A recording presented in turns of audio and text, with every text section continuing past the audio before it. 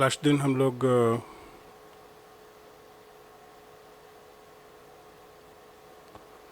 PCR पढ़े थे, है ना। पीसीआर पॉलीमरेज चेन रिएक्शन, उसी का थोड़ा कंटिन्यूएशन होगा।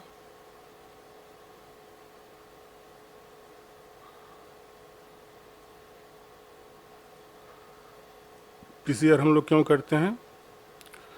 टू एम्पलीफाई डीएनए और आरएनए। आरएनए करेंगे तो आरटीपीसीआर करेंगे, और उसके बाद बहुत सारा काम होता है। हम लोग एप्लीकेशन में देख लेंगे कि पहले एम्पलीफाई करते हैं फिर क्या क्या करते हैं। तो हमने क्या देखा कि पीसीआर में हमको प्राइमर चाहिए होता है, pair of primer, which is what is necessary, you need a pair of primers. Primers क्या होते हैं? Primers are small oligonucleotide about 18 base pairs का 18 bases का 18 base long sequence होता है, which is complementary to the target DNA which you are going to amplify. मतलब कि अगर ये डबल स्टैंडर्ड DNA है, तो हमको अगर यहाँ से यहाँ तक पीसीआर करना है तो यहाँ का एक प्राइमर हमको चाहिए और इधर का एक प्राइमर चाहिए। इधर का बोलने का मतलब ये है कि अगर ये वाला डीएनए का ये 3 प्राइम एंड है और ये 5 प्राइम एंड है, तो ये वाला जो प्राइमर होगा वो इस एंड में अगर है तो इसका यहाँ पर 5 प्राइम एंड और इधर में 3 प्राइम एंड है, और वो इस डायरेक्शन में आगे बढ़ेगा। उसका जो एक्सटेंशन होगा वो 5 प्राइम टू 3 प्राइम डायरेक्शन में होगा।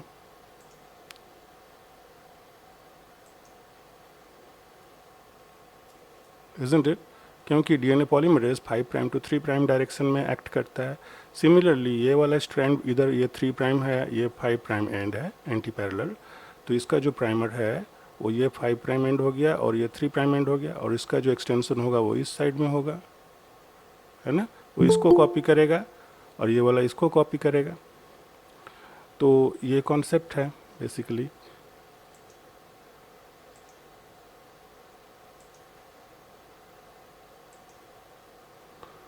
Okay, so you need primers, a pair of primers. अब ये प्राइमर्स कहाँ से आएगा, कैसे हमको इसका सीक्वेंस कैसे पता चलेगा, यहाँ का सीक्वेंस क्या है? हमको टेम्पलेट डीएनए का सीक्वेंस मालूम होगा तभी तो हम प्राइमर डिज़ाइन करेंगे। हमको इसका सीक्वेंस जब तक मालूम नहीं होगा हम प्राइमर डिज़ाइन कैसे करेंगे? तो कुछ उपाय है कि लास्ट दिन हम बोल भी रहे थे कि और कैसे कर सकते हैं।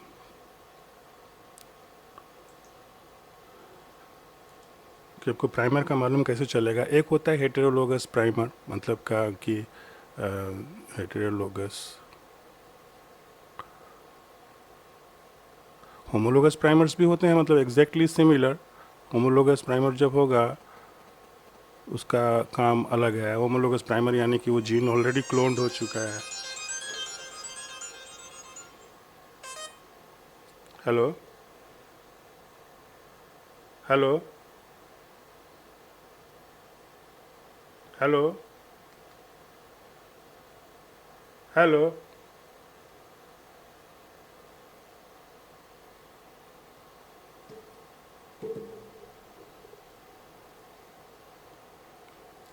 होमोलोगस प्राइमर तो तभी होगा जब gene already cloned and sequenced है और हम उसका कुछ और यूज़ करना चाहते हैं, यानी कि हम देखना चाहते हैं कि वो जीन का एक्सप्रेशन कैसा हो रहा है, वो या वो पर्टिकुलर जीन का एक जगह पे है कि नहीं है, ठीक है, कोई एग्जाम्पल में वो जीन है कि नहीं है। जैसे डीएनए फिंगरप्रिंटिंग वगैरह में होता है, उसमें तो प्राइमर्स जो है वो नॉन प्राइमर्स होते हैं, होमोलोगस होते हैं। हेटेरोलोगस प्राइमर जब हमको जीन के बारे में नहीं मालूम, हम एक दूसरा किसी ऑर्गेनिज्म का सेम जीन का सीक्वेंस यूज़ कर रहे हैं एज ए प्राइमर, एक्सपेक्टिंग ये दोनों organism they are evolutionary related, so chance is there that these two genes will be more or less similar, so primer will match with this organism. इसको बोलते हैं हेटेरोलोगस।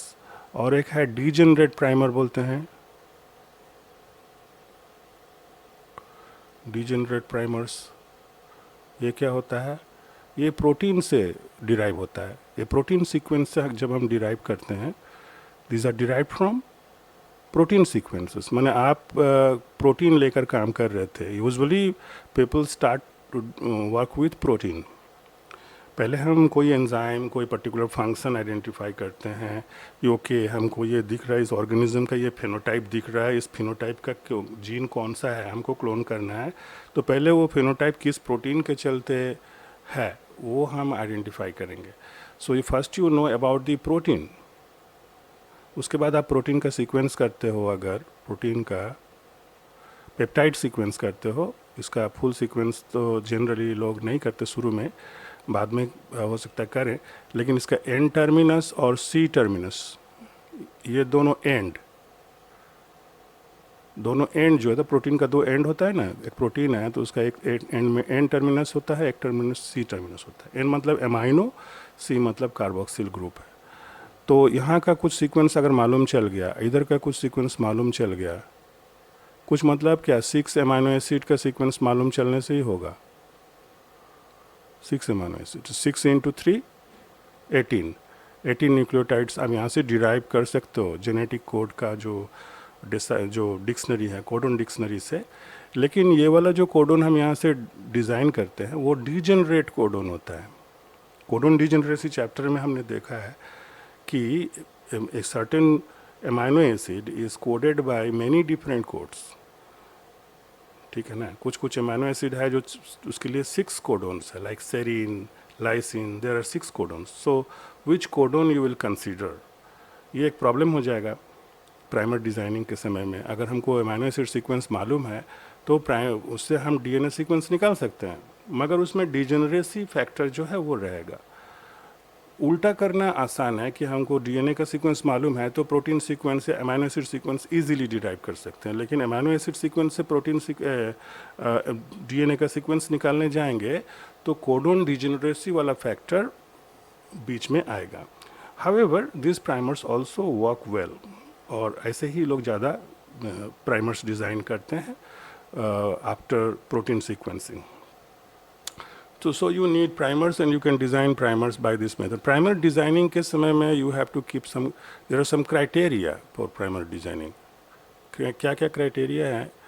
एक number criteria ये है कि your primer should not be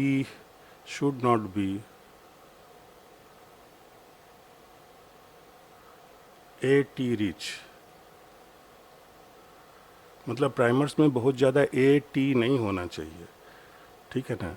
मैंने GC का combination भी अच्छा खासा होना चाहिए। GC मोर देन 50% हो तो ज़्यादा अच्छा है, ठीक है। AT क्यों नहीं होना चाहिए? क्योंकि AT रिच होने से DNA के अंदर, हम लोग जानते हैं, सपोज एक क्रोमोसोम है, एक क्रोमोसोम के अंदर ये बड़ा सा DNA है ना, डबल स्टैंडर्ड। तो इसमें बहुत सारा जीन है, इधर एक जीन है, इधर एक जीन है, बहुत सारा जीन है। जहाँ जहाँ जीन है वहाँ पर क्या होता है कि प्रोमोटर होता है उसका, ये प्रोमोटर एरिया है, प्रोमोटर रीजन, या फिर टर्मिनेटर सीक्वेंस होते हैं। तो यहाँ पर ये AT रिच होता है, ये सब सीक्वेंस ना AT रिच होता है। तो मेरा प्राइमर अगर AT रिच होगा तो वो गलत जगह पे बाइंड कर सकता है, वो ये प्रोमोटर रीजन में, टर्मिनेटर रीजन में। Origin of replication that is also AT rich. Suppose ये ओरी साइट है तो ये भी AT रिच होता है। So to avoid this non-specific binding, you should keep a combination of AT and GC, keeping the proportion of GC more than 50%. That will be desirable. इसके लिए बता रहे हैं एक सॉफ्टवेयर भी यूज़ होता है, एक टूल यूज़ करते हैं। दूसरा फैक्टर यह है कि आपको अवॉइड करना होगा, अवॉइड प्राइमर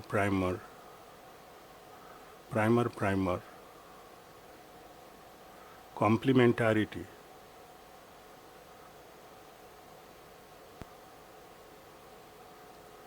बिकॉज इसके चलते जो होता है वो प्राइमर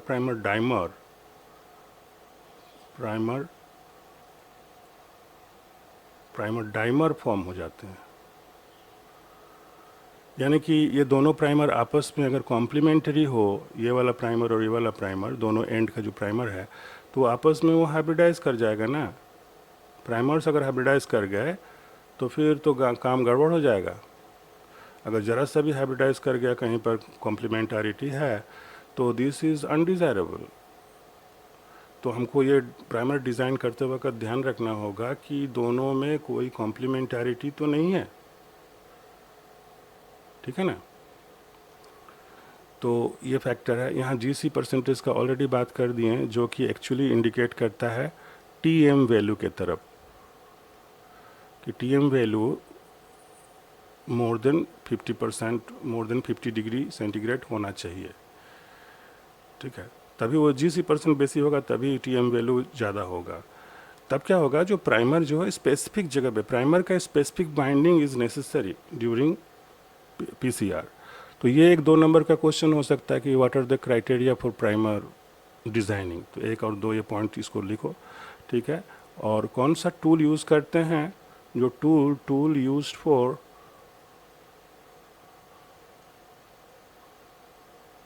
प्राइमर डिज़ाइनिंग इज़, पहले तो नहीं था ये सब टूल, बाद में बायोइन्फॉर्मेटिक्स डेवलप किया। डिज़ाइनिंग के लिए जो टूल यूज़ करते हैं उसका नाम है प्राइमर 3, ये वाला टूल। मतलब ये गूगल में प्राइमर 3 सर्च करेंगे तो एक विंडो खुलेगा, एक ऑप्शन आ जाएगा ऑप्शन, उसमें जाएंगे तो हम अगर अपना जो डीएनए सीक्वेंस है जिसको पीसीआर करना है, if you have the sequence, तो आप उसको उसमें फीड करिए और वो आपको डिज़ाइन करके देगा। आप वहाँ पर क्राइटेरिया सेट कीजिए और प्राइमर वहाँ से सिलेक्ट कीजिए कि ओके कौन सा प्राइमर, वो कई सारा प्राइमर सजेस्ट करेगा and according to your using your brain you should select the primer which you want to use. तो यह है प्राइमर डिज़ाइनिंग। और हमने क्या देखा था कि PCR actually it consist of 3 steps and many cycles. Number of cycles depends कि आप कितना एम्पलीफाई करना चाहते हो। स्टेप्स क्या क्या हैं? स्टेप्स है, पहला स्टेप है डीनेचुरेशन।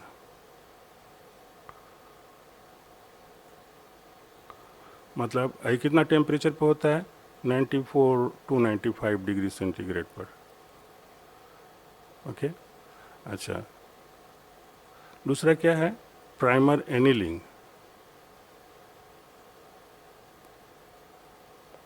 माने प्राइमर का renaturation with the target sequence.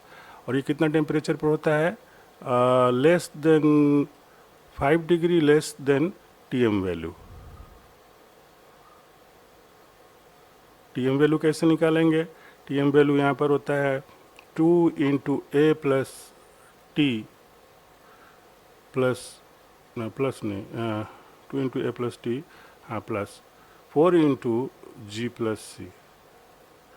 तो आपका जो प्राइमर है उसका सीक्वेंस देखना होगा कि उसमें ए टी कितना है और जी सी कितना है, ऐसे करके गुना करके जो वैल्यू आएगा। सपोज आपका 18 टू न्यूक्लियोटाइड है प्राइमर में एंड 8 ऑफ देम आर 80, तो 2 इंटू 8 हो गया, और 10 आर जी सी, तो प्लस 4 इंटू 10 हो गया, है ना। अगर ऐसा है तो 16 प्लस 40 यानी 56 degree centigrade is the TM value of that particular DNA. इससे 5 डिग्री कम, अबाउट 50 डिग्री। अब 50 डिग्री पर हमको ये एनिल करना होगा, 5-6 डिग्री, 6 डिग्री कम कर लेंगे। अच्छा, नेक्स्ट है प्राइमर एक्सटेंशन। प्राइमर एक्सटेंशन यानी कि डीएनए पॉलीमराइजेशन, ठीक है। इसमें प्राइमर का जो 3 प्राइम एंड है उसका वहाँ पर न्यू न्यूक्लियोटाइड ऐड होता जाएगा, तो बेसिकली रेप्लिकेशन। तो ये कितना डिग्री टेम्परेचर पर किया जाता है? 72 डिग्री सेंटीग्रेड। बिकॉज यहाँ जो डीएनए पॉलीमरेज यूज़ करते हैं उसका क्या नाम है? Taq polymerase, Taq DNA polymerase, which is isolated from a thermophilic bacterium, Thermus aquaticus, and that is why it is active at high temperature. इसका 72 डिग्री सेंटीग्रेड पर एक्टिविटी रहता है। ऐसा इसलिए सिलेक्ट किया गया है to make the PCR automatic, because you have to add only once the DNA polymerase, tag DNA polymerase, and then you can run the cycle several times.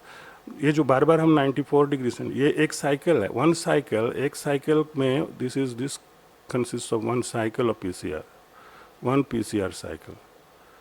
One PCR cycle have 3 steps: denaturation, primer annealing, primer extension, and this cycle will be repeated. ठीक है, मतलब कि double standard DNA था, आपने इसको replicate कराया, primer एनिल कराया, पहले ये डीनेचर किया 94 डिग्री सेंटीग्रेड पे, ठीक ना, फिर ये प्राइमर एनिलिंग हो गया, अभी नहीं, इसको प्राइमर एनिलिंग को हम नेक्स्ट स्टेप दे देते हैं ताकि समझने में आसान होगा। ऑलरेडी हम लोग लास्ट दिन किए, थोड़ा रिकैप कर दे रहे हैं। प्राइमर एनिलिंग, इसमें क्या होगा, कितना टेम्परेचर बोले, 50 डिग्री के आसपास, 50 डिग्री सेंटीग्रेड, तो इसमें प्राइमर एनिल कर गया, okay. Then primer extension which is at 72 degree centigrade. अब क्या हुआ, ये प्राइमर जो था वो यहाँ से लेके एक्सटेंड होकर नया DNA बना लिया, तो डबल स्टैंडर्ड 2 से कितना हो गया, 2 से, मतलब ये एक्चुअली ये एक ही है, one double stranded DNA, now you got 2 double stranded DNA, isn't it? And then again same thing will be repeated, फिर 94 डिग्री सेंटीग्रेड, फिर 50 डिग्री सेंटीग्रेड, फिर 70, ये नेक्स्ट साइकिल, तो फिर क्या हो जाएगा, सेकेंड साइकिल में 8 हो जाएगा, सॉरी 4 हो जाएगा 2 से, फिर नेक्स्ट साइकिल में 8 हो जाएगा,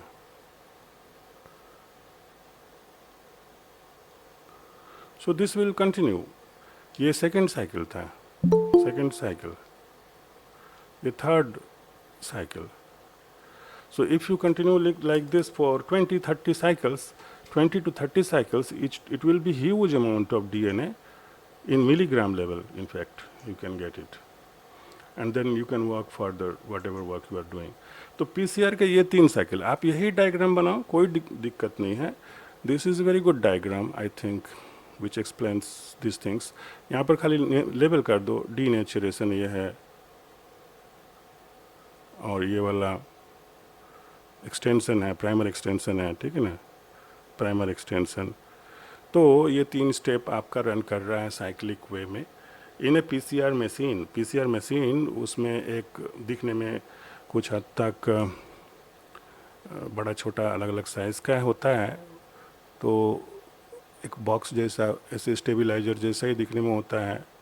सामने में ये एक ढक्कन होता है, ऐसे ये वाला मॉनिटर है, यहाँ पर आपको स्क्रीन पर दिखेगा क्या क्या टेम्परेचर, ऐसे करके अलग अलग टेम्परेचर ऐसे सेट किए, वो ग्राफ वाइज दिखाएगा। यहाँ पर बहुत सारा बटन्स रहेंगे, है ना। और ये ढक्कन एक्चुअली में नीचे में जो बेस है, नीचे एक बेस है जो मशीन है एक्चुअली, इसके अंदर, इसको खोलने के बाद इसके अंदर हमको रखने का जगह है, छोटा छोटा एपेन ड्रॉप ट्यूब जो उसमें रखेंगे हम ना, जिसमें रिएक्शन कर रहे हैं, उसमें क्या क्या रहेगा, इसमें रहेगा टेम्पलेट DNA, मतलब कि जिसको PCR करना है, ठीक है। उसमें प्राइमर ऐड करेंगे, उसमें ऐड करेंगे टैग DNA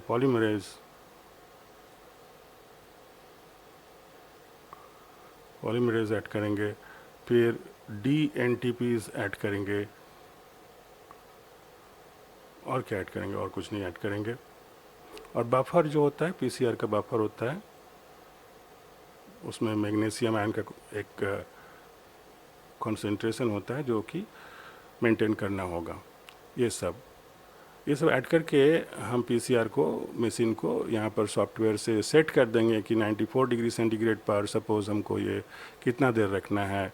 मे बी हम इसको 1 मिनट रखना चाहते हैं, ये हम 30 सेकेंड्स रखना चाहते हैं, ये हम 40 सेकेंड्स रखना चाहते हैं, ठीक है। सेकेंड्स को तो ऐसे डिनोट करते हैं शायद, हाँ। तो और ये मेरे मोटा मोटी 1.5 मिनट 2 मिनट में एक साइकिल कंप्लीट हो जाता है। तो मोर और लेस 60 मिनट्स में हमको पूरा PCR रेडी हो जाएगा। Understand? So this is what is PCR is. Now अब इसमें हमको थोड़ा थोड़ा और वेरिएशन देखना है। एक है nested PCR। What is nested PCR?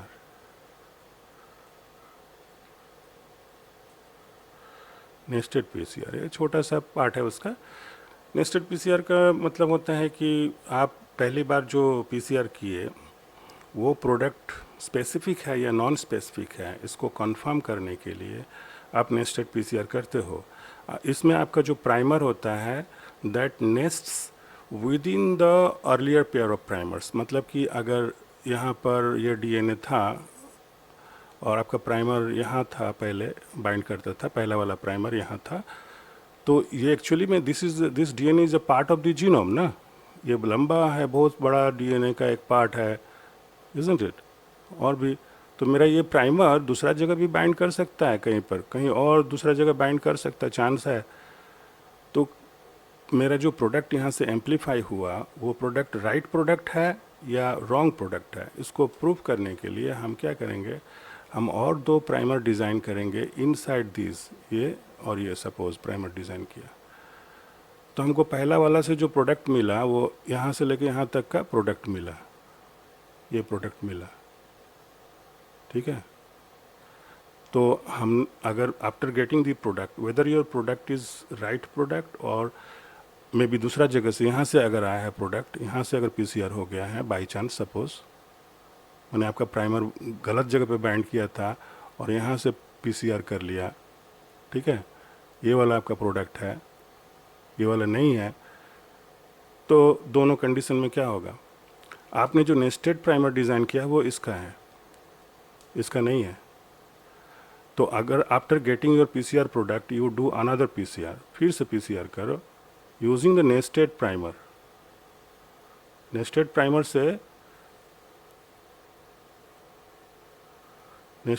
से आप पीसीआर करो, दोनों को करो, जो प्रोडक्ट आया उसको फिर से पीसीआर करो। अगर ये भी अगर मेरा गलत प्रोडक्ट है, ये इसको भी करेंगे, इसको भी करेंगे, जो भी प्रोडक्ट आएगा, अगर मेरा राइट प्रोडक्ट है तो I will get another product. हमको ये जहाँ प्राइमर था, मेरा नया वाला प्राइमर कहाँ था, यहाँ पर बाइंड कर रहा था ना, न्यू प्राइमर हम लिए थे from this place to this place, तो हमको ये छोटा प्रोडक्ट देगा, इतना बड़ा है ना, इस साइज़ का एम्प्लीफिकेशन होगा, और इधर में नो एम्प्लीफिकेशन बिकॉज मेरा प्राइमर इससे बाइंड नहीं करता है, यहाँ पर टोटल जीनोम नहीं है, यहाँ पर ओनली दी प्रोडक्ट है, फर्स्ट पीसीआर का प्रोडक्ट है। So the nested PCR is basically done to confirm your PCR result, first PCR product is right product or specific product or not. Using nested primers, these primers are nested within the earlier two primers. Okay, they are flanked by the previous primers, which amplified the larger size DNA, and now you are amplifying a smaller size because these primers are actually nested within those earlier primers. So they will produce a smaller size DNA, no problem. This is only for confirmation that your DNA is the right DNA or not. Otherwise आपको फिर ये दूसरा process है कि आप इसको सदन blot करके, ब्लॉटिंग प्रोसेस से सदन ब्लॉटिंग करके, प्रोब से हाइब्रिडाइज करके, सदर्न हाइब्रिडाइजेशन जिसको बोलते हैं, हाँ, सदर्न हाइब्रिडाइजेशन करना पड़ेगा, वो एक प्रोसेस है कि आपका जो प्रोडक्ट है वो सही है कि नहीं, आप सदर्न हाइब्रिडाइजेशन करो, आपके पास अगर सीक्वेंसर अवेलेबल है तो सीक्वेंस कर लो, तो वो सब ज़्यादा बड़ा टास्क हो जाता है rather than doing a simple PCR. इसीलिए प्राइमर डिज़ाइनिंग के समय हमको बहुत ज़्यादा केयरफुल होना ज़रूरी है कि मेरा जो पीसीआर प्रोडक्ट आएगा वो स्पेसिफिक आएगा, हमको इसका ज़रूरत ना पड़े कि सेकेंड टाइम और एक बार पीसीआर करना पड़े, तो it will B time taking. कई बार नॉन स्पेसिफिक प्रोडक्ट रिसर्च को इन्फ्लुएंस करता है, इसलिए लोग नेस्टेड पीसीआर करके कंफर्म करते हैं कि मेरा जो पीसीआर प्रोडक्ट था वो सही प्रोडक्ट है। Anyway, next we can go for PCR का ही दूसरा वर्जन है RT PCR. Now I can take a different color. ये है, पहले ये वाला आरटी-पीसीआर बताते हैं। आरटी-पीसीआर ये है reverse transcription. RT means reverse transcription, polymerase chain reaction PCR. ये किया जाता है आरएनए से, एमआरएनए से, to produce what, to produce cDNA। इससे जो डीएनए बनेगा उसको बोलेंगे कॉम्प्लीमेंट्री डीएनए और cDNA। और इसका काम cDNA लाइब्रेरी बनाने के लिए हो सकता है, या फिर हम लोग RT-PCR करते हैं, जैसे कि कोरोना वायरस का मैंने आरएनए का एस्टिमेशन करना, आरएनए का प्रेजेंस एब्सेंस देखना। आरएनए एस्टिमेशन में भी आरएनए क्वालिटेटिव और क्वांटिटेटिव एस्टिमेशन भी कर सकते हैं, यानी whether the RNA is present there और नॉट, इसका चेकअप करना।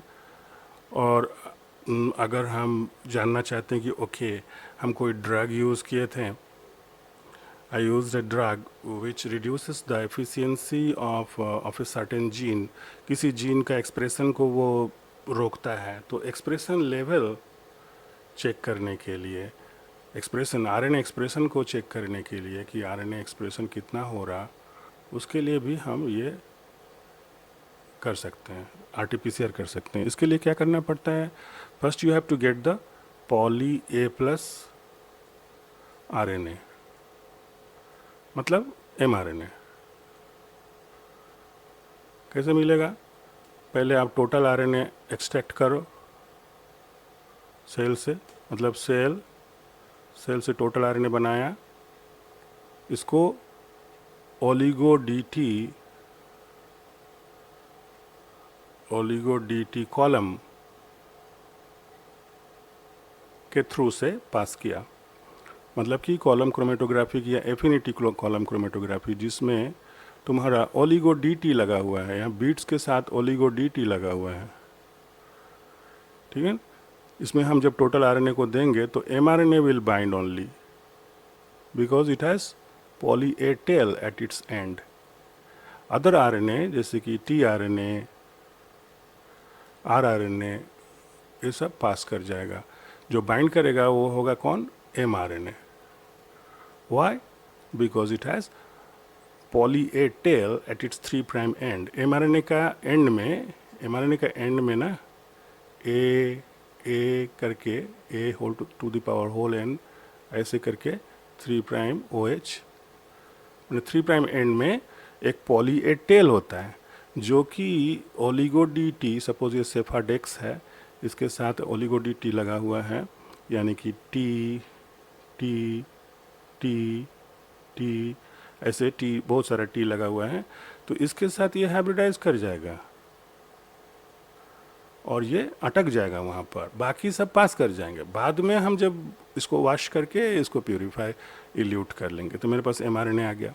Now you got the mRNA। अब यहाँ से शुरू होता है, तो ये आपके पास में mRNA है, जिसमें आपका एंड में अगेन ये पॉली A टेल है, 5' एंड आपको नहीं मालूम क्या है, इधर वाला मालूम है। और हमको पता है कि PCR करने के लिए एक प्राइमर चाहिए, 2 प्राइमर चाहिए, इनफैक्ट 2 प्राइमर चाहिए, लेकिन मेरे पास यहाँ पर एक ही प्राइमर, ये DNA नहीं है, ये RNA है, this is mRNA। And since you know that at the 3' end poly A tail is there, तो आपका प्राइमर क्या होगा? ओलिगो डी, ठीक है। टी का करीब 16 ठो टी, 18 ठो टी, ठीक है, इसको बोलते हैं ओलिगो डी प्राइमर। वो ओलिगो डी कॉलम था, ये ओलिगो डी प्राइमर है। So your first primer will be this, और इसको यूज़ करके आप क्या करोगे? RT रिवर्स ट्रांसक्रिप्शन करोगे। रिवर्स ट्रांसक्रिप्टेज एंजाइम दोगे। ये कौन सा एंजाइम है? ये पाया जाता है रिट्रोवायरसेस में, जैसे कि HIV, ओके, क्योंकि HIV में रहता है RNA और वो DNA बन के होस्ट सेल का जीनोम में इंटीग्रेट करता है, so they carry reverse transcriptase using similar kind of, ऐसा है पाया जाता है। जैसे एक है MMLV RT, इसको यूज़ करके हम फर्स्ट स्ट्रैंड cDNA सिंथेसाइज करेंगे। ये लास्ट में लेकिन 3' OH एंड है, उसको मेंशन कर सकते हैं। इधर में 5' T होल 16 T था, now you have used reverse transcriptase, आप इसमें डी एन टी पीज दोगे, मतलब क्या, चारों जो न्यूक्लियोटाइड्स है वो, ठीक है, प्राइमर तो ऐड कर ही दिया, तो यहाँ से जो ये डीएनए बनेगा, ये डीएनए बनेगा कॉपी करते हुए, ऊपर वाले को कॉपी करते हुए ये डीएनए बनेगा, इसको बोलते हैं first strand cDNA. So this is first strand cDNA synthesis. ये cDNA है और ये RNA है, तो ये दोनों हो गया RNA DNA हाइब्रिड। ये बेसिकली ये RNA DNA का हाइब्रिड है। ओके, इसके बाद आप फिर एक सेकेंड स्ट्रैंड cDNA सिंथेसिस करते हो, सेकेंड स्ट्रैंड cDNA। उसके लिए क्या करते हो, पहले यहाँ ये mRNA को रिमूव करना पड़ता है, तो mRNA को रिमूव करने के लिए हमको क्या करना होगा,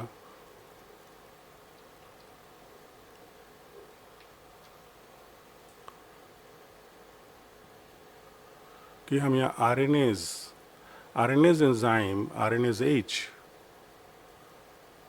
ये वाला RNase H, sorry RNase H,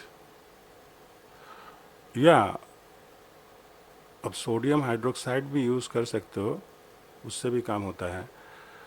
RNase H use करने से वो DNA RNA हाइब्रिड में से RNA को छोटा छोटा टुकड़ा में काट देता है। ओके, इसके बाद आप DNA Pol 1 यूज़ करते हो, DNA Pol 1, इसका काम क्या है, आपने रेप्लिकेशन पढ़ा है, तो रेप्लिकेशन में ओकाज़की फ्रैगमेंट, रेप्लिकेशन में क्या होता है, एक है ये रेप्लिकेशन चल रहा है, लीडिंग स्ट्रैंड में, ये लीडिंग स्ट्रैंड है, प्राइमर है, प्राइमर से एक्सटेंशन हो रहा है, और शुरू में यहाँ पर ये लैगिंग स्ट्रैंड है, तो यहाँ पर क्या होता है, छोटा छोटा टुकड़ा में बनता है, ओकाज़की फ्रैगमेंट बनता है, इजंट इट। और ये काम कौन करता है शुरू में, DNA Pol 3, ये Pol 3 का काम है। लेकिन इसको जो कंटिन्यूअस बनाता है वो काम करता है Pol 1। Why, because DNA Pol 3 उसका, लेकिन अब तुम लोग यहाँ पर पहले हम बता चुके हैं हालांकि कि DNA Pol 1 और Pol 3 में क्या डिफरेंस है, 2 को बाद देते हैं, बाद में देखा जाएगा कि दोनों में 5 prime to 3 prime polymerase activity है, दोनों का है। 5 prime to 3 prime exonuclease activity इसमें है, इसमें नहीं है, यही डिफरेंस है। और proofreading 3 prime to 5 prime, proofreading इसको बोलते हैं, प्रूफ रीडिंग, ये भी एक्सोन्यूक्लियस एक्टिविटी, एक्सो एक्टिविटी, लेकिन this is for proofreading, यानी कोई गलती हुआ उसको ठीक करने का, ये सारा DNA पॉलीमरेज में रहेगा, क्योंकि there can not be any error in DNA replication. वो high fidelity, high fi synthesis होता है, high fidelity synthesis, there should not be, there will माने म्यूटेशन हो जाएगा, इसलिए उसको अवॉइड करने के लिए प्रूफ रीडिंग एक्टिविटी बहुत स्ट्रांग रहता है। तो दोनों पॉलीमरेज में ये डिफरेंस है। कौन सा डिफरेंस है, तो ये डिफरेंस है कि आपका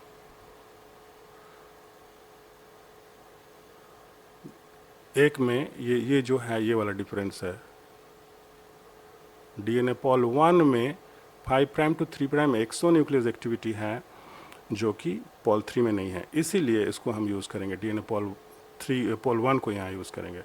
वो क्या करेगा, वो करेगा कुछ ये चीज़,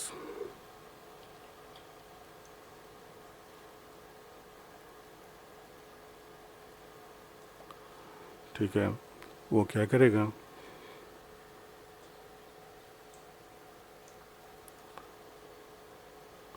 कि यहाँ देखो ये जो टुकड़ा टुकड़ा है ना, ये एक्चुअली ओकाज़की फ्रैगमेंट जैसा है, 5 prime 3 prime 5 prime 3 prime 5 prime, है ना, ये RNA है, लेकिन ये प्राइमर जैसा काम करेगा, और ये एक्चुअली इसमें से एक ही चाहिए, सारा को नहीं चाहिए, ये वाला होने से ही होगा, छोटा एक टुकड़ा जो प्राइमर है, ठीक है, ये प्राइमर जैसा काम किया, ये प्राइमर हो गया। ठीक है। और इसको प्राइमर यूज़ करते हुए यहाँ पर डीएनए पॉल, दूसरा कलर ले लेते हैं, यहाँ पर डीएनए पॉलीमरेज 3 आकर के बाइंड किया और इधर आगे बढ़ता जाएगा। वो क्या करेगा, उसका 5 prime to 3 prime exonuclease activity है जिसका हेल्प से वो इधर चिवअप करेगा, एक एक करके बेस यहाँ खाता चला जाएगा, इसको सामने वाला को खाता चला जाएगा, है ना। जैसे जैसे वो आगे बढ़ेगा ये आगे बढ़ता जाएगा और उसको चिवअप करता चला जाएगा। और पीछे वाला यहाँ पॉलीमरेज एक्टिविटी भी है इसका, और इसमें नया बेस जोड़ता चला जाएगा न्यू, ठीक ना। वो आगे बढ़ेगा, सामने वाला को चिवअप करेगा और नया बेस जोड़ता चला जाएगा, नया बेस यहाँ से जोड़ता हुआ आगे बढ़ता चला जाएगा। तो क्या होगा, ultimately the whole thing will become, ये पूरा ख़त्म हो जाएगा, है ना, and it will be replaced by ये डीएनए से बन जाएगा यहाँ से, है ना। तो ये हो गया सेकेंड स्ट्रैंड सीडीएनए सिंथेसिस।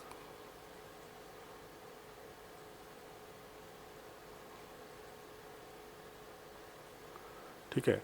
इसके बाद आप यहाँ से आपको प्राइमर, अगर ये आप आरटीपीसीआर जो कोरोना वायरस को डिटेक्शन के लिए उस टाइप का कुछ कर रहे हो, तो उसके बाद आपका पीसीआर करना है, तो यानी कि आपके पास ये 5 प्राइम एंड का भी सीक्वेंस मालूम होना चाहिए होगा ऑटोमेटिकली। कोरोना वायरस का जीनोम सीक्वेंस बहुत पहले हो चुका। कोरोना वायरस जैसा जो वायरसेस है जिसमें आरएनए प्लस आरएनए, एक उसका जो जीनोम है वो आरएनए है, तो जीनोम सीक्वेंसिंग तो बहुत पहले हो जाता है। तो उस केस में जिसमें हमको ऑलरेडी नोन जीन सीक्वेंस है, जीनोम हो चाहे कोई भी एमआरएनए हो, then we will have a 5 prime primer also, non primer. तब हम इसको क्या करेंगे, एनओएच दे करके हम आरएनए को पूरा ही डिस्ट्रॉय कर देंगे और इस प्राइमर से हम cDNA synthesis, second strand cDNA synthesis भी कर सकते हैं, ठीक है। So when you get this double standard cDNA, आपके पास अब डबल स्टैंडर्ड सीडीएनए आ गया है ना, ये डबल स्टैंडर्ड सीडीएनए सिंथेसिस आपने कर लिया। अब आप 2 प्राइमर यूज़ करके आप इसको पीसीआर करके एम्पलीफाई कर सकते हो, just like before that you did with the double standard DNA, ठीक ना। इसके बाद तो पीसीआर का जो नॉर्मल पीसीआर है वैसे होगा, 3 ठो स्टेप्स होगा जिसमें तुम्हारा denaturation, annealing and primer extension कितना साइकिल रन करना है उस पर डिपेंड करता है, ठीक है। इसको बोलते हैं reverse transcriptase polymerase chain reaction, and this is usually done to detect the presence of mRNA or to synthesize cDNA for making cDNA library।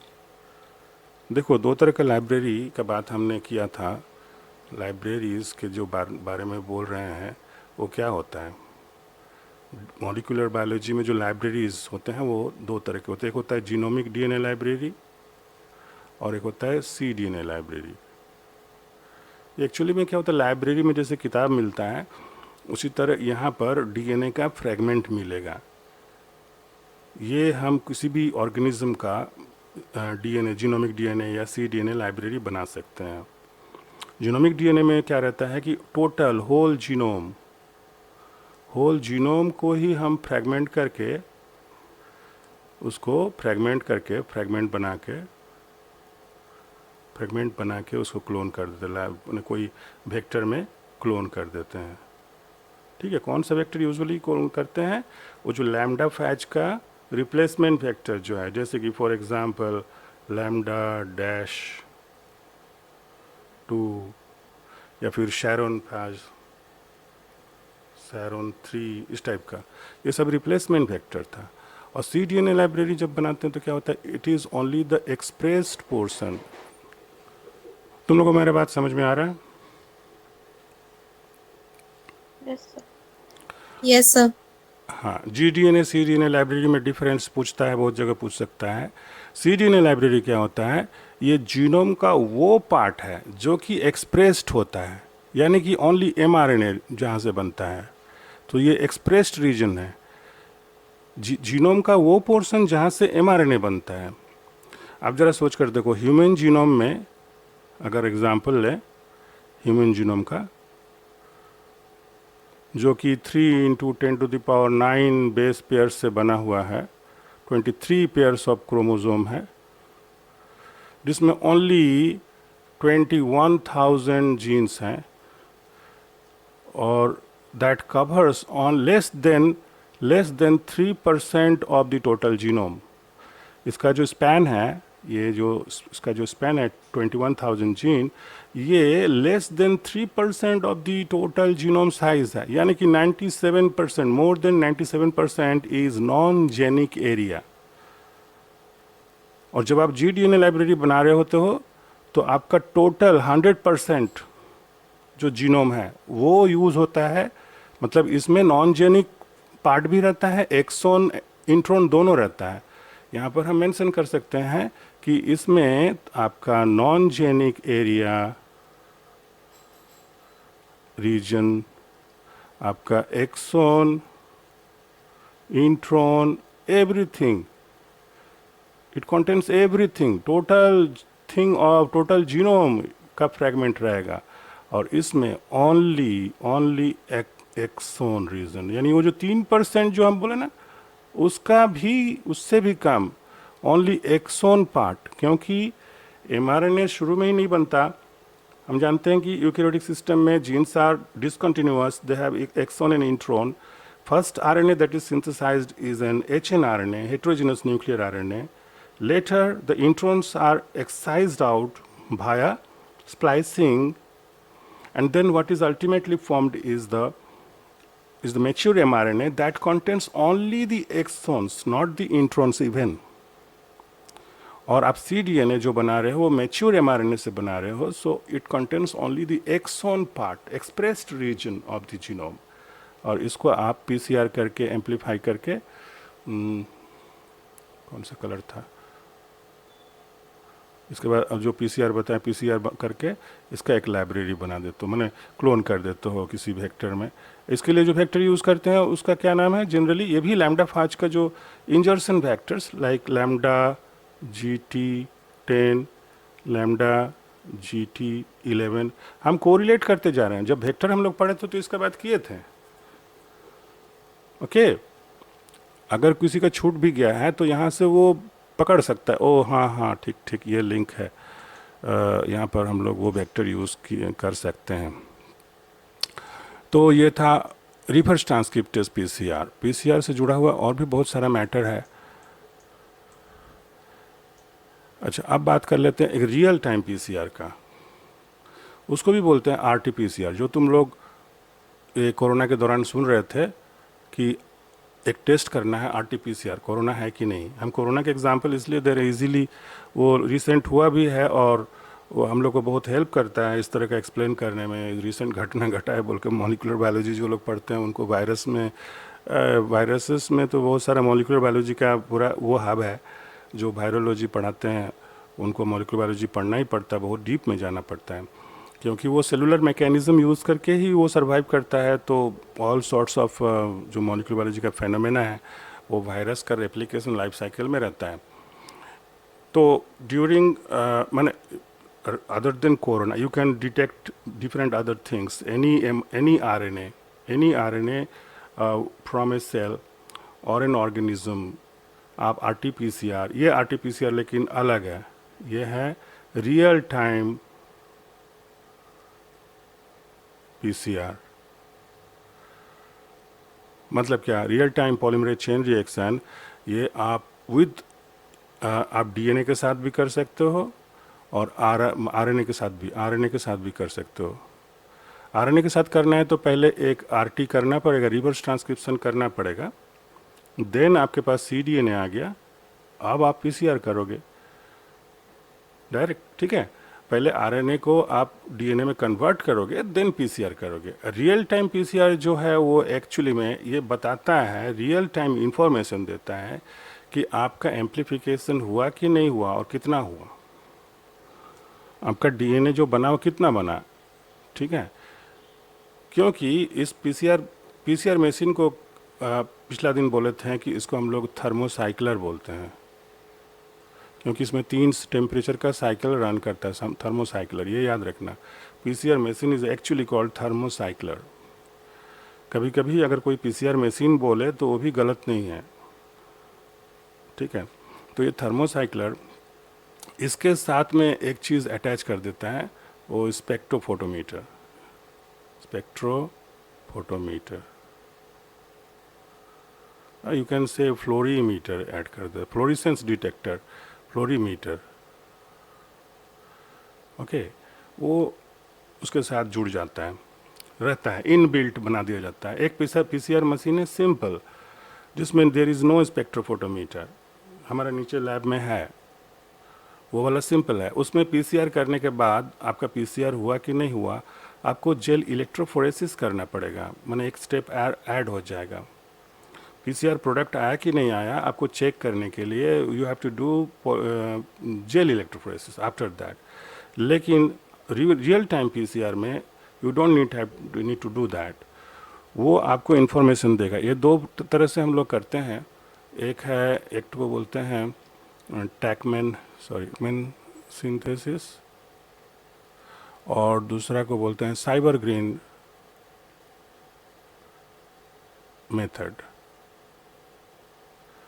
दोनों में क्या होता है कि जब पीसीआर चल रहा होता है ना, तो एक किस्म का फ्लोरिसेंस प्रोड्यूस होता है, जो ये बताता है कि ओके आपका जो 2 मॉलिक्यूल था वो 4 हो गया, 4 मॉलिक्यूल था वो 8 हो गया, 8 मॉलिक्यूल था वो 16 हो गया। मतलब फ्लोरिसेंस भी बढ़ने लगता है अकॉर्डिंगली, और फ्लोरिसेंस को डिटेक्ट करने का उसी में डिवाइस दिया हुआ है, तो वो बताता जाता है ओके आपका अमाउंट, मतलब कि फ्लोरिसेंस का अमाउंट बढ़ रहा है, यानी कि डबल स्टैंडर्ड डीएनए का अमाउंट बढ़ रहा है। This is what is real time PCR is. तो इससे ये पता चलता है कि हाँ मेरा पीसीआर चल रहा है, आफ्टर 10 साइकिल्स इतना फ्लोरिसेंस प्रोड्यूस हो गया, तो मेरा डीएनए का अमाउंट कितना है। ये इसको हम लोग क्वांटिटेटिव पीसीआर भी बोलते हैं। ये जो real time PCR, it is also called Q PCR, quantitative PCR. इससे ये पता करने में हेल्प भी मिलता है कि आपका जो स्टार्टिंग मटेरियल था उसका अमाउंट कितना था। मतलब आपका जो सपोज वायरस का जो बात हो रहा है, तो वायरल लोड, वो लोग बोल रहे थे ना, जो सीटी कितना थ्रेशोल्ड, सीटी साइकिल कितना सीटी हुआ है, साइकिल थ्रेशोल्ड हुआ है, तो वायरस लोड कितना है, सीटी वैल्यू बोल करके एक तो टर्म यूज़ कर रहे थे ना।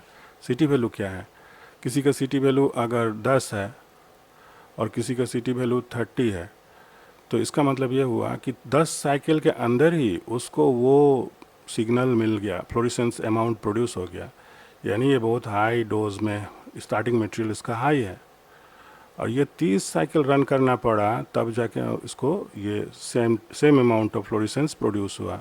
इसका मतलब इसमें कम वायरस लोड था, इसका स्टार्टिंग मटेरियल कम था। समझ रहे हो? अगर हम एक ठो डीएनए से शुरू करते हैं या आरएनए से डीएनए बनाए, सीडीएनए उससे शुरू करते हैं, तो हमने उस दिन देखा था कि 20 साइकिल रन करने पर ही हमको करीब 10 मिलियन डबल स्टैंडर्ड डीएनए बन गया। तो अगर ये एक की जगह हम 10 से शुरू करेंगे तो 10 इंटू 10 यानी कि 10 टू द पावर 2 मिलियन होना चाहिए, 100 मिलियन बन जाएगा, बनेगा ना। अगर स्टार्टिंग में मेरा ज़्यादा मॉलिक्यूल रहेगा तो हमारा डीएनए 20 साइकिल में ही बहुत ज़्यादा, उतना ही गुना बढ़ जाएगा।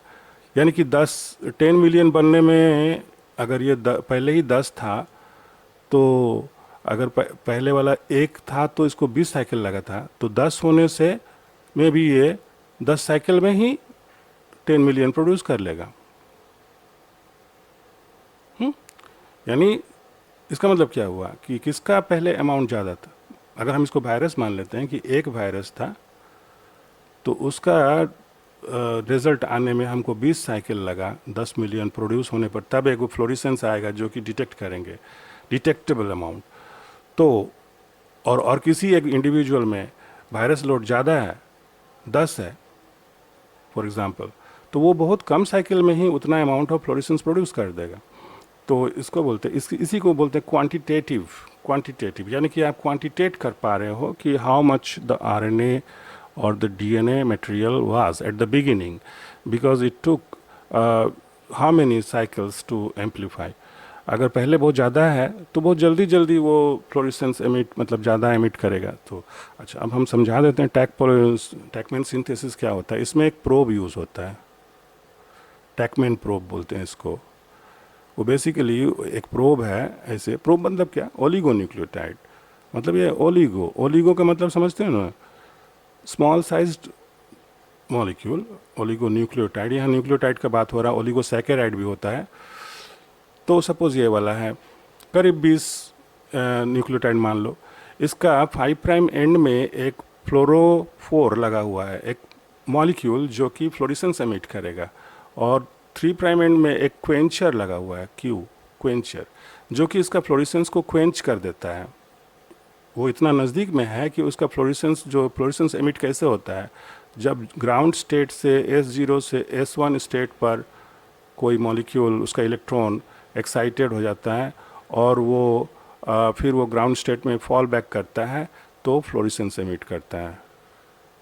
ठीक है, कभी कभी यहाँ से वो सिंगलेट स्टेट में चला जाता है, ट्रिपलेट स्टेट में, और वहाँ से वो फॉल बैक करता है, तो वो फॉस्फोरेसेंस एमिट करता है।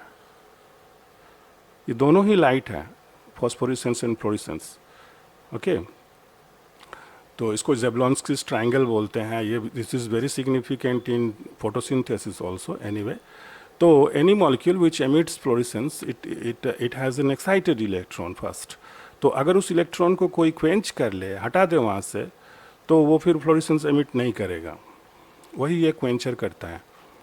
अच्छा, तो हम जब पीसीआर कर रहे होते हैं तो इस प्रोब को यहाँ दे देते हैं। सपोज ये 2 स्ट्रैंड है और बीच में ये प्रोब बाइंड करता है, कहीं पर बाइंड करेगा, यहाँ बाइंड किया फ्लोरेसेंस से, इसके साथ फ्लोरोफोर लगा हुआ है, क्वेंचर लगा हुआ है, और ये वाला एंड 3 प्राइम एंड है, ये वाला एंड 5 प्राइम एंड है। मेरा प्राइमर यहाँ बाइंड किया था 5 प्राइम 3 प्राइम, और ये इधर आगे बढ़ेगा। एंजाइम कौन सा है, डीएनए पॉल 1 है। टैक डीएनए जो है ना, Taq polymerase, that is actually DNA polymerase 1। तो उसमें हम क्या बताए थे कि 5 prime 3 prime exonuclease activity है। तो जैसे वो यहाँ आएगा, वो अपना 5 prime to 3 prime exonuclease activity के चलते वो इसको यहाँ से काट देगा। समझ गए? काट देने पर क्या होगा, ये फ्लोरेसेंस एमिट करेगा, क्योंकि अब वो क्वेंचर से लगा हुआ नहीं है, क्वेंचर क्वेंच नहीं कर पाएगा, ये दूर उससे डिस्टेंस बढ़ जाएगा, मतलब ये सॉल्यूशन में आ चुका, अब ये इधर उधर मूव करेगा, इधर चला जाएगा, उधर, अब वो फ्लोरेसेंस एमिट करेगा। यानी कि जैसे पीसीआर एक बार रन हुआ, फ्लोरेसेंस एमिट हुआ, इधर वाला भी, इधर भी वही होगा इस ट्रेंड में। तो जब एक तो डबल स्टैंड से जितना फ्लोरेसेंस एमिट होगा, 2 डबल स्टैंड से उससे ज़्यादा फ्लोरेसेंस एमिट होगा, 4 फ्लोरेसेंस स्टैंड से उससे ज़्यादा, यानी जितना साइकिल रन करेगा फ्लोरेसेंस का अमाउंट बढ़ेगा। Isn't it? ये बात समझ में आया टैकमैन प्रोब का कहानी?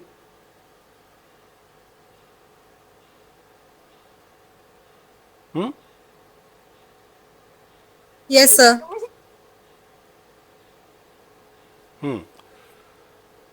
ठीक है, इसमें एक प्रोब है टैकमैन प्रोब, जो कि जिस डीएनए, टारगेट डीएनए को एम्पलीफाई कर रहा है, उसके साथ जाके बाइंड कर जाता है। जैसे ही डीएनए पॉलीमरेज आगे बढ़ता है, उसका 5 प्राइम एंड को वो कट कर देता है।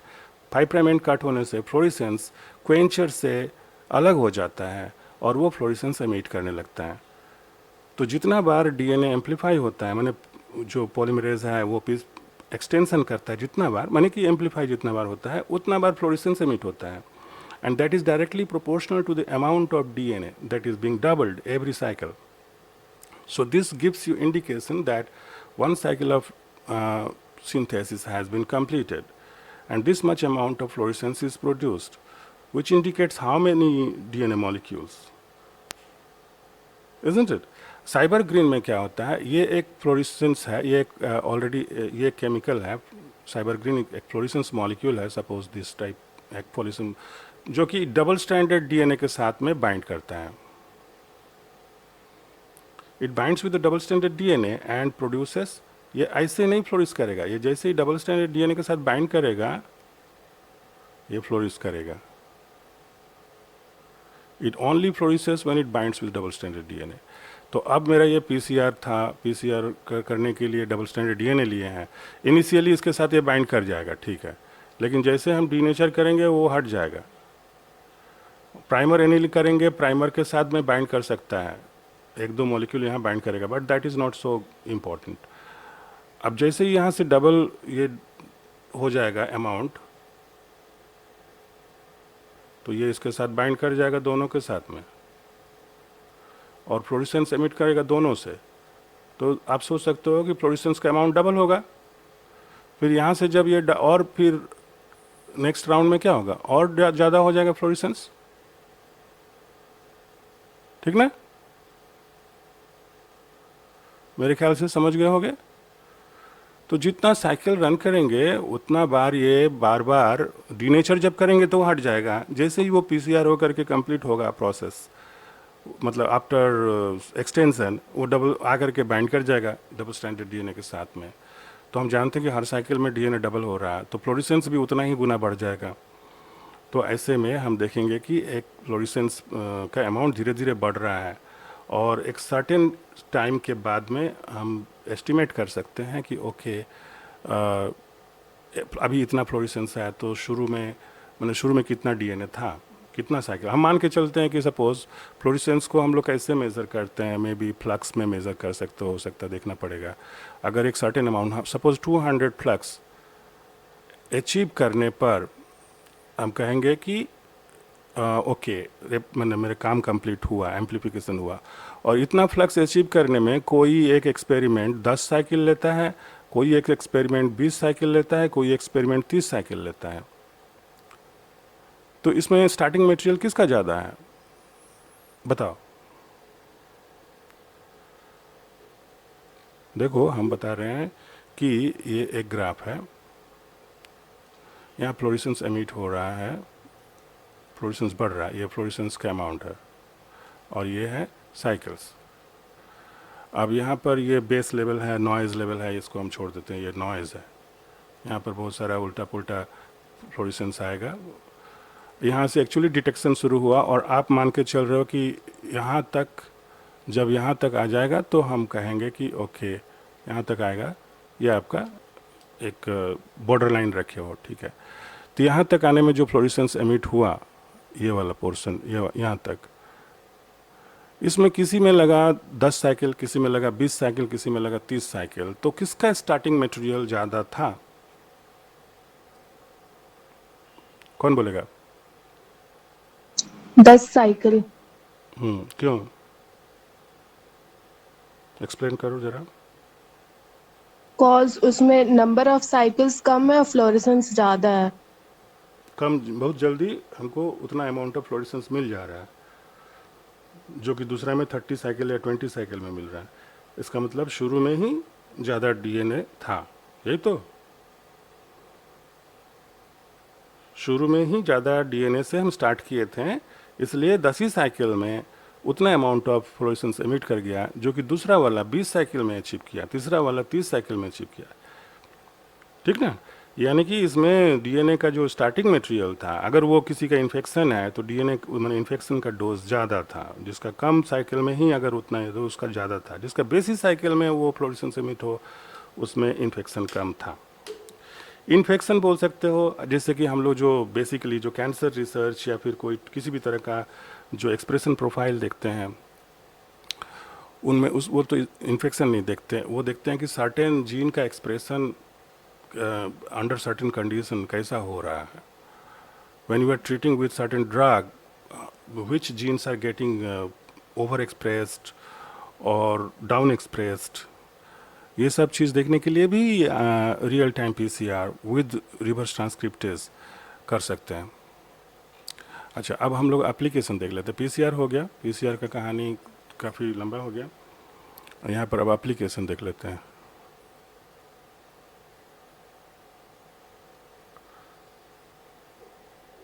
एप्लीकेशंस में पहला एप्लीकेशन है amplification. Amplification, PCR is a process of amplifying DNA, amplification of very small, very minute quantity of DNA.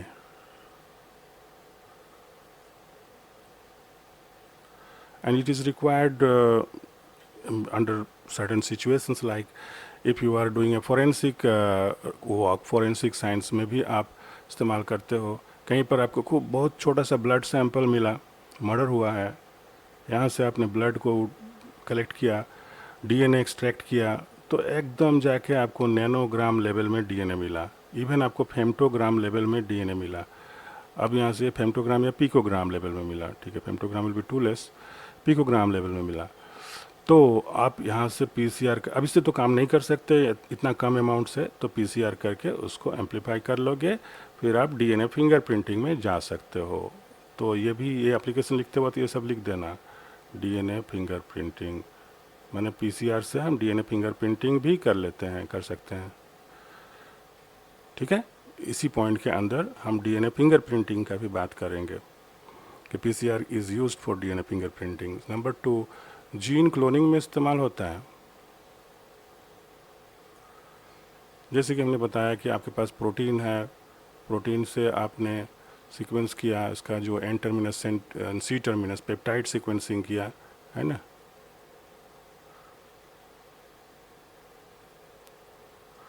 उससे आपको डिजेनरेट प्राइमर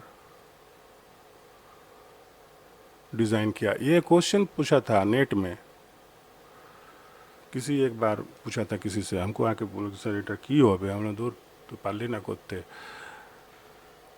मतलब उसमें बोला था कि नेट में यूजुअली क्या करता है, थोड़ा एक्सपेरिमेंटल, आजकल तो टिक मार्क टाइप हो गया है, पहले जब लिखने का था तब टिक मार्क टाइप में आसान हो जाएगा वो, मतलब अगर ये क्वेश्चन आए तो, कि आपने एक प्रोटीन प्यूरिफाई किया, उसको आपने पेप्टाइड सीक्वेंस किया, आपको एन टर्मिनस और सी टर्मिनस का सीक्वेंस मालूम चल गया, आप इस प्रोटीन का जीन को कैसे क्लोन करोगे।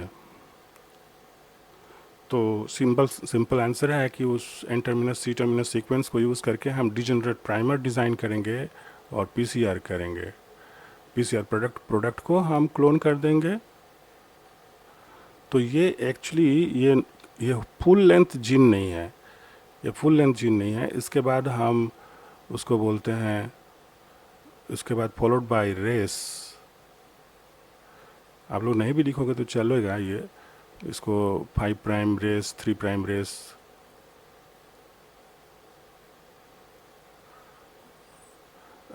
Five prime random amplification of C D N A ends, random amplification of C D N A ends इसका फुल फॉर्म है।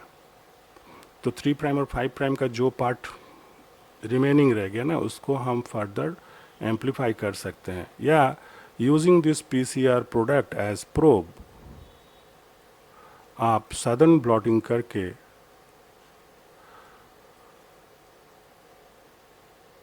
या फिर आप जो लाइब्रेरी है जीडीएनए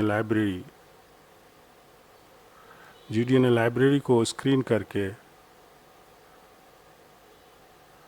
जीन को स्क्रीन कर सकते हो, जीन को आइसोलेट कर सकते हो, ठीक है। अभी हम जीडीएनए सीडीएनए लाइब्रेरी का बात कर रहे थे ना, तो जीडीएनए लाइब्रेरी सपोज वो एक क्या होता है, बेसिकली एक बैक्टीरिया के अंदर है, वो तो एक प्लाज्मिड या हम बोले फाज डीएनए के अंदर है ना, तो फाज कहाँ रहेगा, बैक्टीरियोफाज लैम्डाफाज, वो ई कोलाई के साथ रहेगा। तो मेरे पास एक कल्चर है जो कि ई कोलाई का कल्चर है, और उसमें बहुत सारा E coli infected with those viruses है लैम्डाफाज से, that contents A fragment of the genome. ये लाइब्रेरी है, ये जीडीएनए लाइब्रेरी है, ये आपको रखा हुआ है क्रायो करके लिक्विड नाइट्रोजन में, ठीक है। यहाँ से आप लेकर के प्लेटिंग करोगे, आपका प्लाक प्रोड्यूस होगा। प्लाक कैसा दिखता है, प्लाक होता है फाँका फाँका जगह, मैंने आपको फाँका फाँका ऐसे छोटा छोटा, बहुत ज़्यादा बड़ा हो गया दिखाने के लिए, ठीक है चलो। ये प्लाक मतलब बैक्टीरिया का लॉन था वो मर गया है, तो ये प्लाक प्रोड्यूस हुआ। इसमें कोई एक प्लाक में आपका लाइब्रेरी, आपका जीन है, जीन ऑफ इंटरेस्ट है, ठीक है ना। तो आप क्या करोगे, इसको हाइब्रिडाइज करोगे, इसको एक मेम्ब्रेन, यहाँ पर एक मेम्ब्रेन, ठीक इसी साइज़ का एक मेम्ब्रेन कट करोगे, नाइलॉन मेम्ब्रेन, और इस प्लेट के ऊपर में इसको रख दोगे, गोल कट किया हुआ ऐसे करके रख दोगे, तो इसके साथ टच हो जाएगा, ये जो प्लैक्स है उसके साथ चिपक जाएगा इस मेम्ब्रेन के साथ में।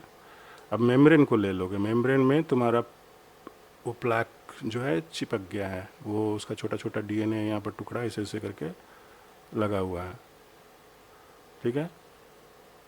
इसको आप हाइब्रिडाइज करोगे प्रोब से। इसको आप एक प्लास्टिक बैग में रखोगे, सील मील बैग, उसमें आप प्रोब ऐड करोगे। प्रोब क्या होगा इस बार? प्रोब होगा पीसीआर का प्रोडक्ट जो है वो प्रोब होगा, उससे हम प्रोब बना लेंगे। प्रोब जा करके मान लेते हैं कि ये प्रोब जाके बाइंड किया, इसके साथ में बाइंड किया, ओके। तो इसके बाद हम ऑटो रेडियोग्राम करेंगे, ऑटो रेड। तो हमको एक्सरे फिल्म पर हमको यहाँ काला जैसा डॉट यहाँ दिखाई देगा, ठीक है। तो इससे हम समझ लेंगे कि ये वाला प्लाक जो है, ये जो पेट्री डिश में है, ये वाला प्लाक में मैंने हम लोकेट करेंगे कि कौन सा प्लाक का एक्चुअली में वो है। हमेशा हमको यहाँ पर मार्क करते हुए जाना पड़ेगा, तो हम पहचान लेंगे कि ये वाला प्लाक में एक्चुअली ये हाइब्रिडाइज किया है। तो इसको हम यहाँ से पिकअप कर लेंगे और इसको एम्पलीफाई यहाँ से इसको कल्चर करके बढ़ा लेंगे, बाकी को छोड़ देंगे। तो मेरा जीन क्लोन हो गया। ये है लाइब्रेरी स्क्रीनिंग बोलते हैं इसको, ये है लाइब्रेरी स्क्रीनिंग। इसीलिए लोग लाइब्रेरी बना के रखते हैं कि आपको सदर्न ब्लॉट प्लॉट में जाना नहीं पड़ेगा, डायरेक्टली आप लाइब्रेरी स्क्रीन करके अपना फुल लेंथ जीएनए को आइसोलेट कर सकते हो, ओके। तीसरा है डिजीज डिटेक्शन में आपका काम आता है। 3 नंबर आप लिख सकते हो, जैसे कि आरटीपीसीआर वाला एग्जाम्पल जो दिए, डिजीज डिटेक्शन,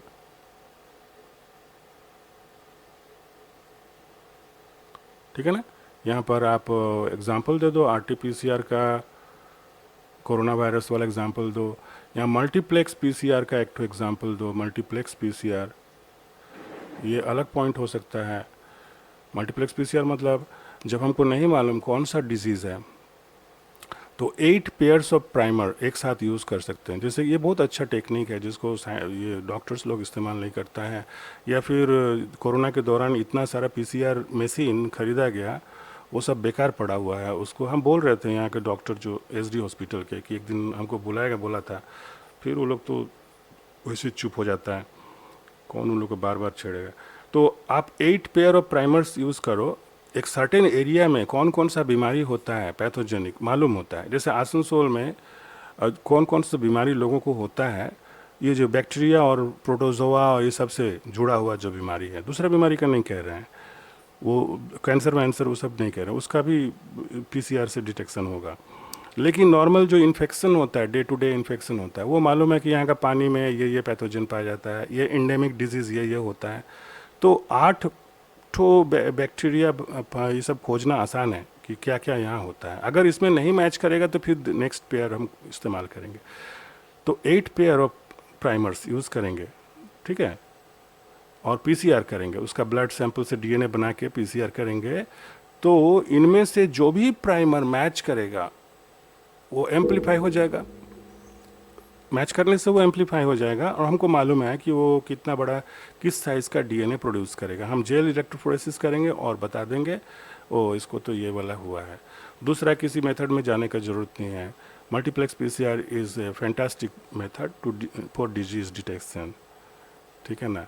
इसके बाद आप और भी बहुत कुछ कर सकते हो। 4 नंबर में आप राइबोटाइपिंग ना करके आप कर लो RAPD,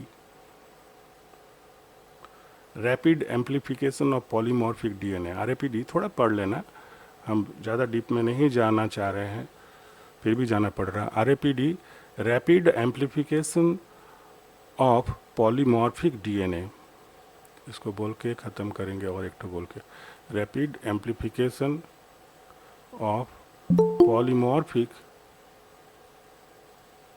डीएनए। अभी कौन ढुक रहा है या निकल रहा है?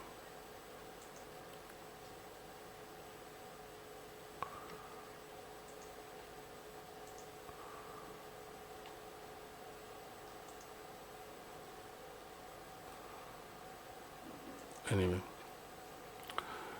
ये भी एक मेथड है जो कि यूज़ होता है फॉर आइडेंटिफिकेशन पर्पस। इसमें पहले हम मतलब रेस्ट्रिक्शन डाइजेस्ट कर लेते हैं, फ्रेगमेंट प्रोड्यूस कर लेते हैं, उसके बाद उसका रैपिड एम्पलीफिकेशन करते हैं। इसमें जो प्राइमर यूज़ होता है वो रैंडम प्राइमर होता है, मतलब वो स्पेसिफिक नहीं होता। तो ये वैरायटी, जैसे कि राइस का अलग अलग वैरायटीज़ है, उसको आइडेंटिफाई करने में हेल्प होता है। हम RAPD को लेके बाद में हो सकता है अगर तुम लोग को समझ आ रहा है तो बताएंगे। और एक मेथड है AFLP, ये भी इसी के जैसा है, इसमें थोड़ा उल्टा है। इसमें इसको बोलते हैं एम्प्लीफाइड लिखो, amplified poll fragment, amplified fragment ना, amplification of fragment length, amplified fragment length polymorphism, amplified fragment length polymorphism. इसमें क्या होता है, इसमें पहले रेस्ट्रिक्शन डाइजेस्ट नहीं करते हैं, इसमें कुछ रैंडम प्राइमर्स यूज़ करते हैं और टोटल जीनोम को लेके PCR करते हैं। तो अलग अलग साइज़ का फ्रैगमेंट एम्प्लीफाई होता है और वो एक पर्टिकुलर वैरायटी के लिए स्पेसिफिक होता है। जैसे कि सपोज़ कि ये राइस का variety A, variety B, variety C ले लिया।